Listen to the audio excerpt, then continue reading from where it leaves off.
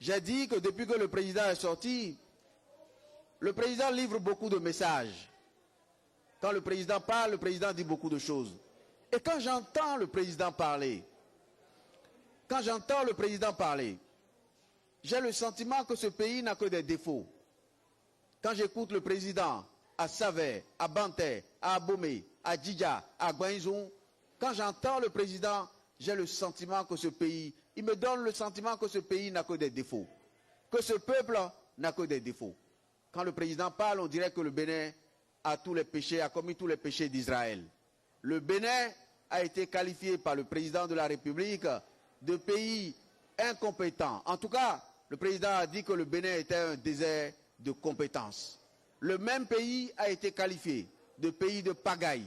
Le même pays a été qualifié de pays corrompu. Le même pays a été qualifié de pays de mendicité. Et en même temps, le président récemment a encore dit que la jeunesse béninoise, au lieu d'être une solution, est le problème. Le Bénin est couvert de défauts. Je me suis demandé, enfin, j'espère que le président de la République trouve quelques qualités à ce brave peuple qui s'est débrouillé pour l'élire. J'espère que le président de la République trouve quelques qualités à ce peuple qui a formé tous les enseignants sur le continent. Les Béninois compétents devant l'Éternel sont dans les grandes organisations internationales. C'est nous, les Dahoméens et les Béninois, qui avons formé les cadres de la Côte d'Ivoire, les cadres du Sénégal, les cadres maliens. Ce peuple est un pays de compétents. Ce peuple n'est pas un peuple de pagailleurs. Le Bénin n'est pas un pays de pagaille, c'est un pays de solidarité, c'est un pays de justice.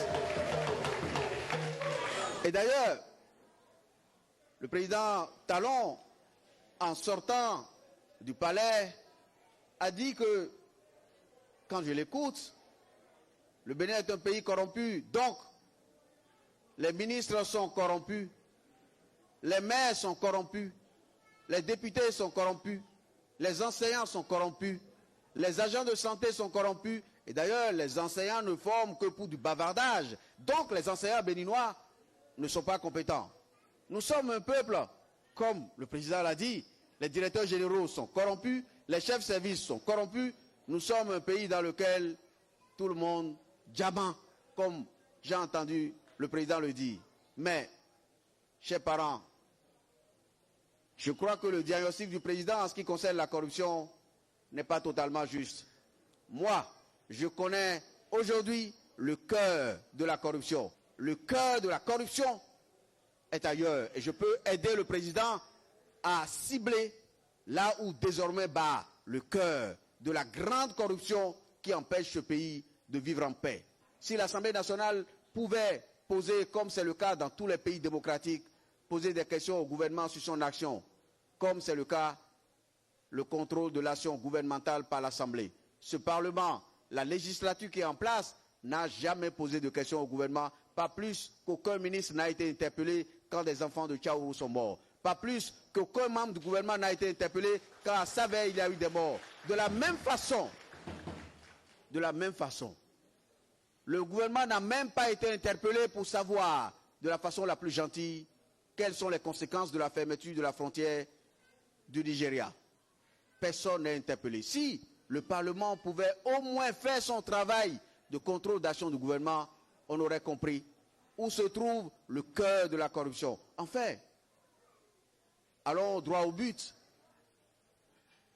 Social Watch a réclamé dans ce pays en vain que le gouvernement publie les contrats. Les grands contrats de l'État signés. Social Watch a demandé qu'on mette un terme à l'opacité. Le gouvernement n'a pas daigné répondre à l'appel de Social Watch. De la même façon, si le gouvernement avait laissé l'ANLC faire son travail, Jean-Baptiste Elias fait son travail de contrôle de l'action publique, aujourd'hui on saurait qui est corrompu, qui ne l'est pas. Mais au lieu de donner les moyens à l'ANLC contre la corruption, le gouvernement a supprimé. Le gouvernement a tiré un trait sur la lutte contre la corruption.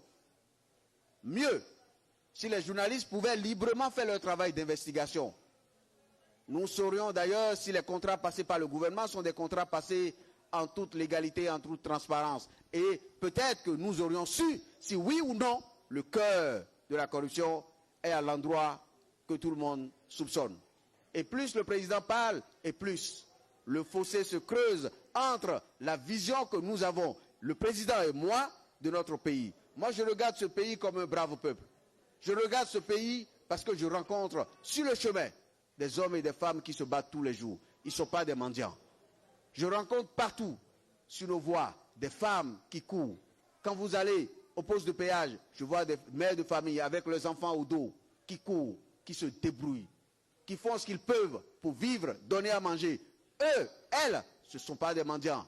Je voudrais que le président change de regard sur ce peuple qu'il a élevé et qui lui a donné les moyens de diriger ce pays pendant 5 ans. Et comme le président ne connaît pas les qualités de ce brave peuple, il est temps que collectivement, ensemble, dans la paix, sans vengeance, sans règlement de compte, il est temps que nous nous levions pour reprendre notre pays et le confier à quelqu'un, un homme qui a des gardes de respect pour ce brave peuple.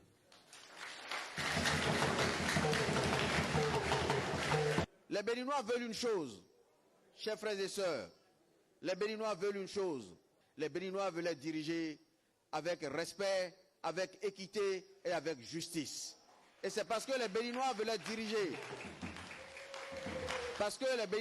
dirigés, pas un homme ou pas une femme qui respecte la vie humaine, qui respecte ses prochains, qui aime son pays. C'est pour ça que nous nous sommes levés et nous avons décidé avec vous de mener cette bataille pour que nous puissions arrêter la souffrance du pays.